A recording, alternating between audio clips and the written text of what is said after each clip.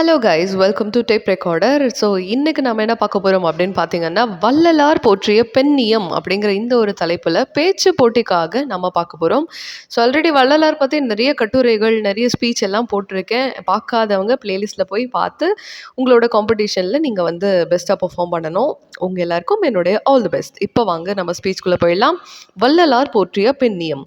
தித்திக்கும் தெல்லமுதாய் எத்திக்கும் புகழ் மணக்க வீற்றிருக்கும் நடுவர்களுக்கும் ஆசிரியர்களுக்கும் எம் போன்ற மாணவ செல்வங்களுக்கும் எனது மகிழ்ச்சி கலந்த முதற்கண் வணக்கங்களை தெரிவித்துக் கொள்கிறேன். ஒரு சமுதாயத்தின் நாகரிகத்தை அளவிட இயலுமா? நிச்சயமாக அந்த சமுதாயத்தில் பெண் எப்படி நடத்தப்படுகிறாள் என்று பார்த்தாலே போதும். பெண் உயர்ந்தால் வீடு உயரும், வீடு உயர்ந்தால் தேசம் உயரும். இந்த உயர்ந்த உண்மையை நூற்றாண்டுகளுக்கு முன்பே உலகிற்கு உணர்த்தியவர் திருவருட்பிரகாச வள்ளலார் ஆவார். இவ்வரிய சிந்தனைகளையே வள்ளலார் போற்றிய பெண்ணியம் என்ற இத்தலைப்பில் நான் பேச வந்துள்ளேன். அந்த காலத்தில் பெண் கல்வி மறுக்கப்பட்டது, பெண் உரிமைகள் ஒடுக்கப்பட்டன, பெண் அடிமையாகவே பார்க்கப்பட்டாள். ஆனால் வள்ளலார் அந்த ஓட்டத்தில் செல்லவில்லை. அவர் பெண்ணை உடல் மட்டத்தில் அல்ல, உயிர் மட்டத்தில் பார்த்தார். உயிர் எல்லாம் ஓர் இனம் என்று சொன்ன வள்ளலார் பார்வையில் ஆண் பெண் என்ற வேறுபாடே இல்லை, உயிர் மட்டுமே முக்கியம் என்ற ஒரே கொள்கையை கொண்டிருந்தார். வள்ளலார் போற்றிய உயர்ந்த கொள்கை ஜீவகாருண்யம். ஜீவகாருண்யம் என்றால் என்ன? உயிரை உயிராக நேசிப்பது, வலியை கண்டால் மனம் உருகுவது, பலவீனனை காக்க முன் வருவது. இந்த பண்பு யாரிடம் இயல்பாக அதிகம் இருக்கிறது? பெண்ணிடம்தான். ஒரு தாய் தன் பசியை மறந்து குழந்தைக்கு உணவு தருகிறாள். ஒரு பெண் தன் துன்பத்தை மறைத்து குடும்பத்தை காப்பாற்றுகிறாள். இதுதான் வள்ளலார் போற்றிய பெண்ணியம். பெண்ணின் வாழ்க்கை ஒரு நீண்ட தியாக கதையே.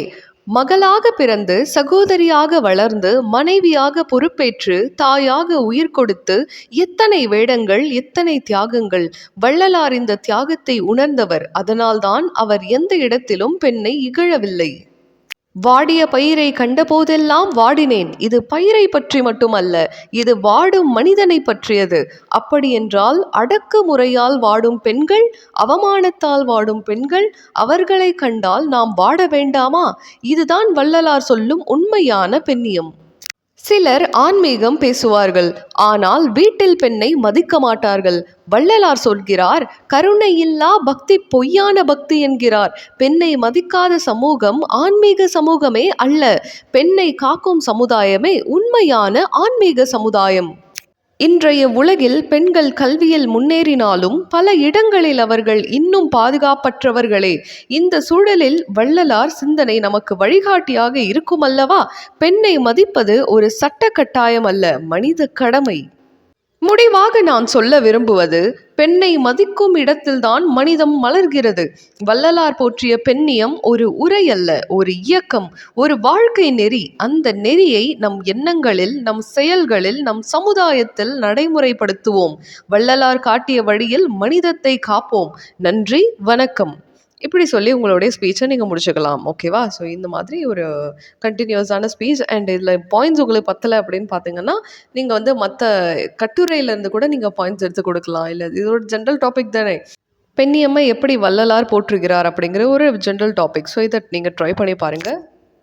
See you in the next video guys. Bye bye. Thank you.